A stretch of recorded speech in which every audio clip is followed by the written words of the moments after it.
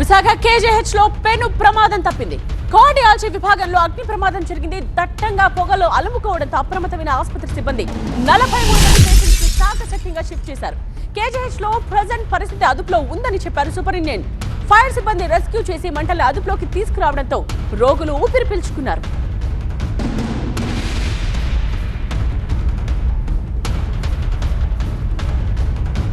KGH లో present situation ఏంటి? మా సీనియర్ కరెస్పాండెంట్ ఖాజా రిపోర్ట్ చేస్తారు.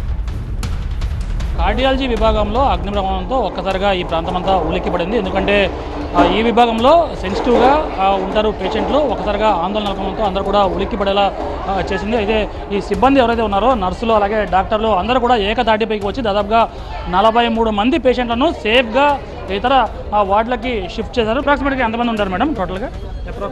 Total 43 members from cardiology department, 11 in ICCU, మిగిలిన rest of them from both ward and IMCU only.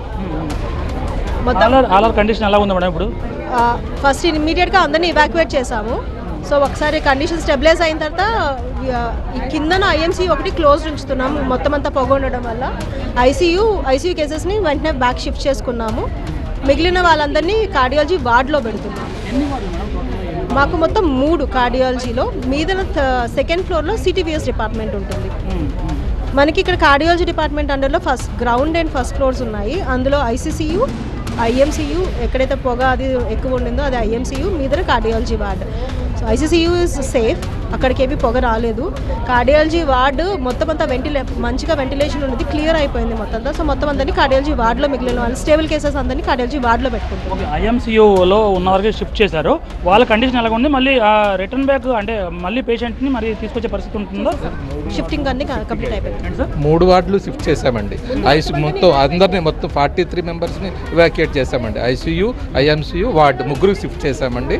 తర్వాత అంతా పొగంతా clear అయిన తర్వాత ఐసీయూ వాళ్ళని వార్డులను తరలిస్తున్న క్రమంలో చాలా మంది ఐసీయూలో ఉంటారు. అంటే తరలిస్తున్న క్రమంలో వాళ్ళకి ఎటువంటి సపోర్ట్ ఇచ్చారు? ఎటువంటి జాగ్రత్తలు? ఫుల్ ఆక్సిజన్ వెంటిలేటర్తోనే సపోర్ట్తోనే తీసుకెళ్ళడం జరిగింది, షిఫ్ట్ చేయడం జరిగింది. మళ్ళీ ఇప్పుడు అందరూ డాక్టర్లు, సిబ్బంది, నర్సులు అందరూ కూడా అందరూ ఇన్వాల్వ్ అయినా అందరూ మంచిగా కోఆర్డినేషన్తో we shifted everything. We have alternate arrangements in family planning ward and CEmONC ward with oxygen support. కాస్త లేట్ అయితే అంటే మీరు అంటే ఏమరపాటుగా ఉన్నా కాస్త లేట్ అయిన పరిస్థితి చేయకపోయే అవకాశం ఉండేది కదా?